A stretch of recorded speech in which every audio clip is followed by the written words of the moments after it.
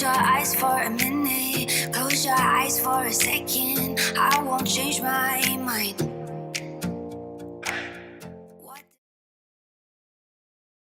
위셋 화학 분야, 우리 화학 에너지를 만들어 볼까요를 가지고 여러분하고 같이 수업을 해보겠습니다.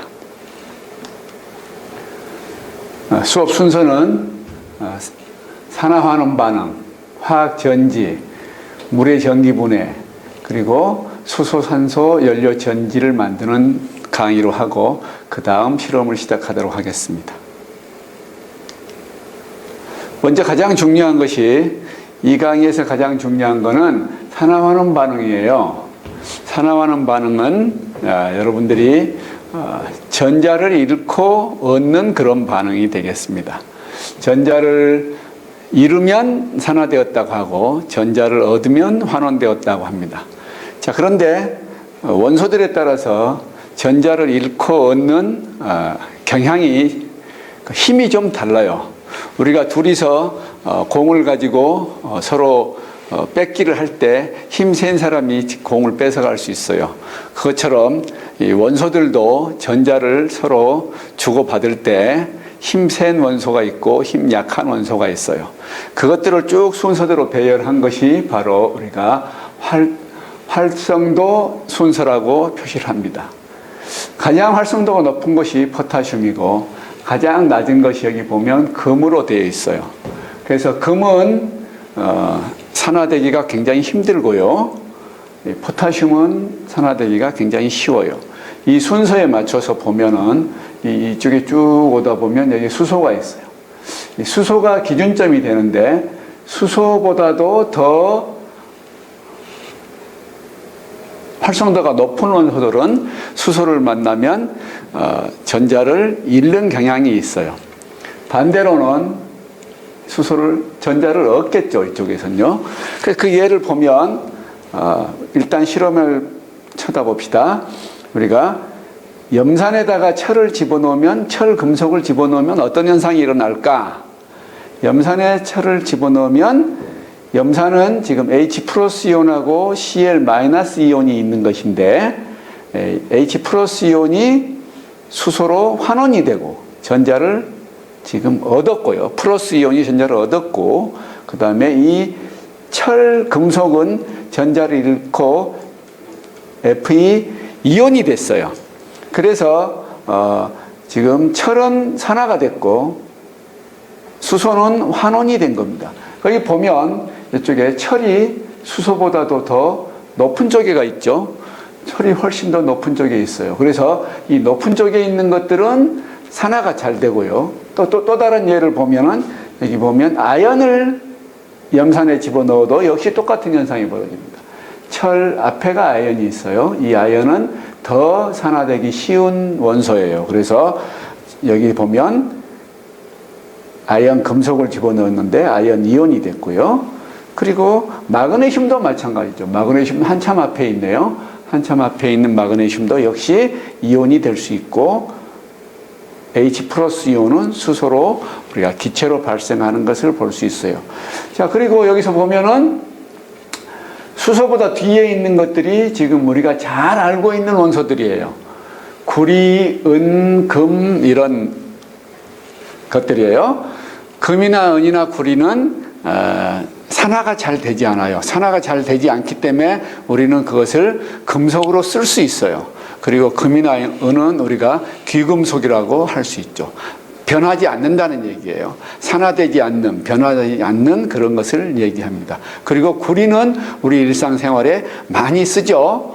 구리, 일단은 전기줄부터 시작해서 여러 군데에서 우리가 구리를 사용하고 있어요. 그래서 우리는 이 순서를 외워둬야 될 필요가 있어요. 그리고 특히나 이 수소 뒤에 나와 있는 구리, 금, 은을 우리가 한번 관심 있게 쳐다봐 주세요.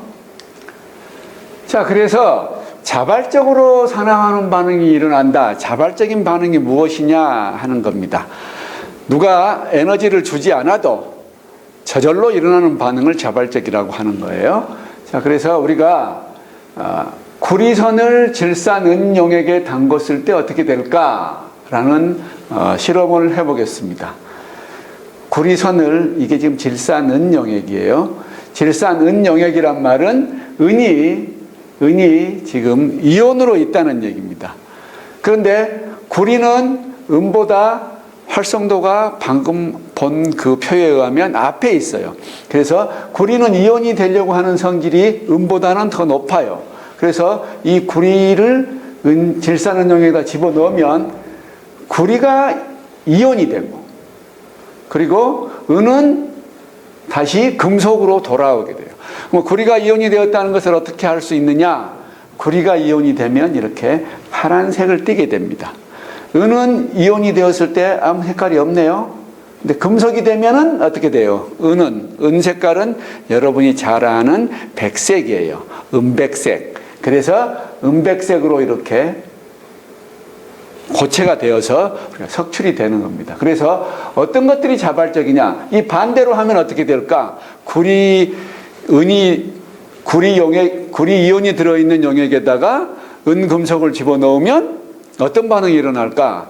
그때는 반응이 일어나지 않아요. 외부에서 다른 에너지를 주지 않는 한 반응이 일어나지 않아요. 그래서 외부에서 에너지를 주지 않아도 스스로 일어나는 반응을 우리가 자발적인 반응이라고 하는데, 지금 우리가 구리선을 은용액에 담궜을 때 이런 반응이 일어나는 걸 봤어요. 이것을 우리가 식으로 표시해 보면, 금속을 집어넣었는데 구리가 이온이 되었고요.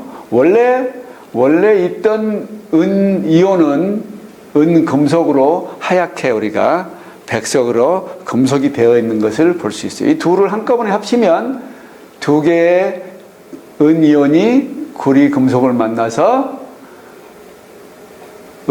금속을 만들고 이온을 만드는 그런 것을 볼 수 있습니다. 그래서 이 반응을 우리가 쪼개보면, 구리는 이온이 되었죠. 그러니까 이것은 이온이 되었으니, 전자를 잃었으니까 산화 반응이 일어났다고 하고요. 은은 전자를 얻었어요.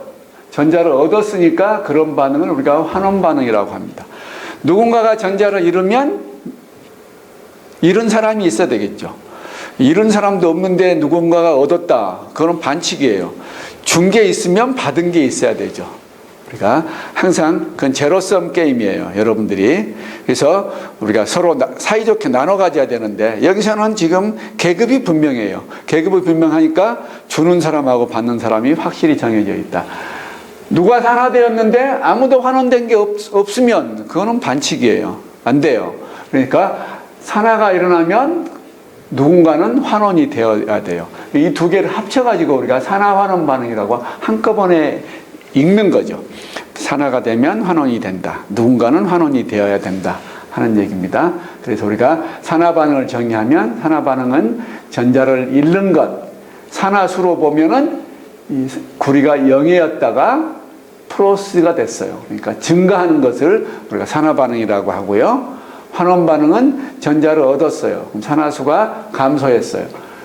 은이 플러스 1에서 0이 됐어요. 감소하는 것을 우리가 얘기합니다. 그래서 여기서 보면 자발적 산화환원 반응에 의해 방출된 에너지는 전기 2를 수행하는 데 사용할 수 있다. 에너지니까 뭐 전기를 만드는 데도 쓰고 여러 가지 다른 데도 쓸 수가 있을 거예요. 그래서 이제 우리는 이때 발생하는 에너지를 가지고 전기를 만들어서 새로운 에너지를 만드는 그런 것들을 해보겠습니다. 화학전지라고 하는 것은 자발적으로 일어나게끔 만들어 놓는 거예요. 반응을. 그래서 전자를 잃는 아연판을 만들고, 아연에서 이렇게 전자를 잃어가지고 이온을 만들고, 아연하고 구리는 지금 계급이 상당히 많이 달랐어요. 아연은 전자를 잃기 굉장히 쉬운 쪽에 있었고, 구리는 전자를 오히려 얻기 쉬운 쪽에 있었어요. 그래서 구리를 맨 처음에 이온으로 만들어 두면 아연에 금속을 넣었을 때, 아까 우리가 염산에 철이나 마그네슘을 집어넣었을 때처럼 이제 전자가 이동해 가죠. 구리는 플러스 2고 아연은 0이었는데 지금 전자를 잃기 쉬운 녀석이 0이에요. 그러니까 이게 전자를 잃어서 전자를 이쪽으로 주는 거예요.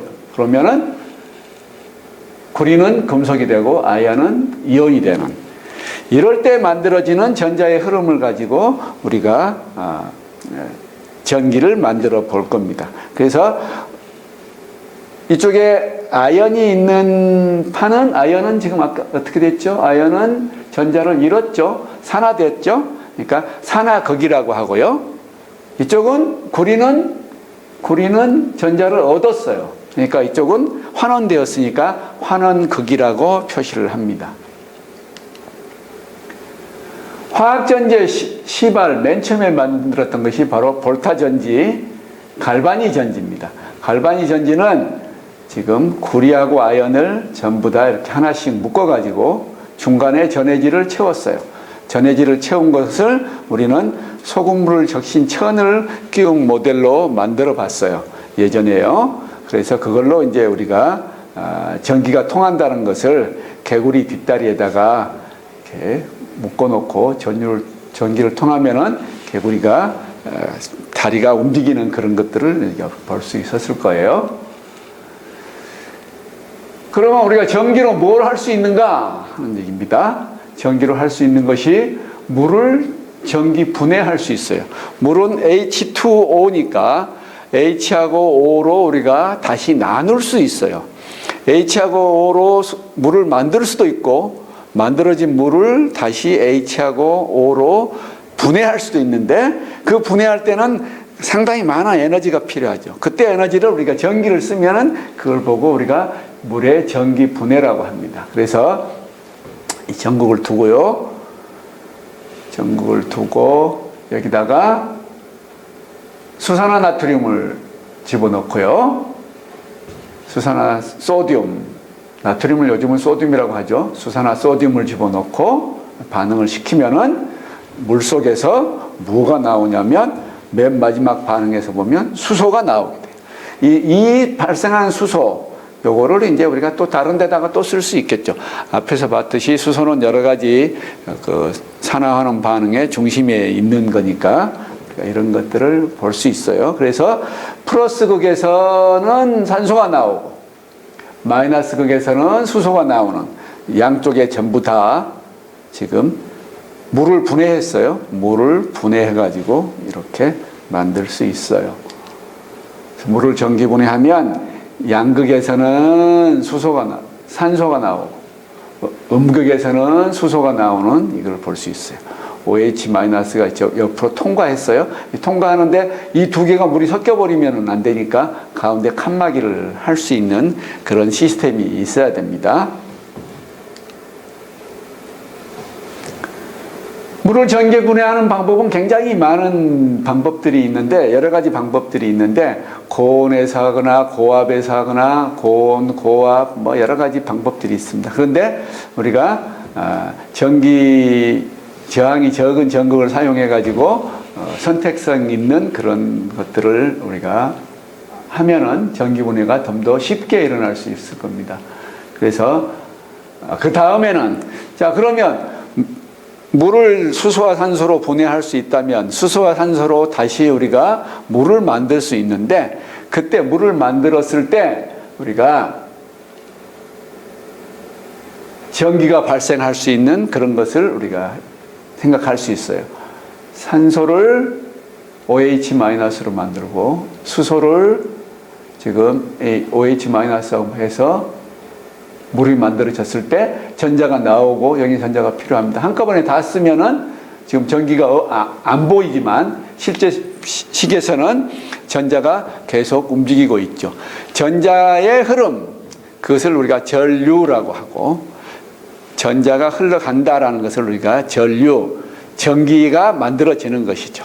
전기가 만들어지는 것입니다. 그래서 전지 반응이 일어나는데, O2, 이게 지금 산소 기체를 집어넣고 수소 기체를 집어넣고 해서 우리가 이 가운데서 빠져나가는 것들 다 빼고, 빠져나가는 것 다 빼고 우리가 궁극적으로 얻을 수 있는 것은 전류의 흐름, 전기의 전자의 흐름, 전류를 얻을 수 있고 전류를 만들었다는 얘기는 전기를 만들었다는 얘기가 됩니다. 그래서 이걸로 우리가 전기를 만들면 여기다가 우리가 뭐 꼬마 전구를 끼우든가 LED를 끼우든가 하면은 아마 불이 들어오게 될 거예요. 여러 가지 이제 실험들을 할 수 있게 됩니다. 그래서 전극을 뭘로 할 것인가 하는 거하고 뭐 여러 가지 문제들이 있어요. 근데 여기서는 이제 장점은 여러 가지가 있어요. 수소와 한소로 전기를 만들었을 때는 공해가 없고 마지막엔 뭐가 나오겠어요? 물이 나오겠죠. 폐기물로 물이 나올 거예요. 그럼 물은 독성이 없잖아요. 우리가 많이 쓰는 물이니까요. 그래서 아주 좋은데 단점이 있어요. 단점은 수소 연료가 사실은 수소 값이 비싸다는 거예요. 수소를 무엇으로 만들 것인가? 사실은 이제 수소를 만드는 방법이 제일 중요한데요. 물을 전기분해해서 수소를 만들어 가지고 다시 물을 만들면서 전기를 만들면 그건 에너지적으로 이익이 하나도 없죠. 과학적인 에너지로는 이익이 없지만 실질적으로는 손해예요. 엄청 손해를 보게 되죠. 그래서 그 방법은 안 되고 우리가 이제 결국은 수소를 어디서 가져와야 되냐면 화석연료에서 가져오게 되죠. 그래서 석유라든지 뭐 메테인 가스라든지 이런 데서 수소를 가져와야 되기 때문에 이것을 어떻게 해결하는가 하는 것이 이제 요즘 우리가 흔히 보는 수소 전기차, 뭐 꿈의 자동차라고 하는데 에너지 전혀 공해가 없는 꿈의 자동차라고 하는데 사실은 그 수소를 가져오는 데는 또 다른 또 공해가 있다 하는 것도 여러분들이 알아야 될 겁니다.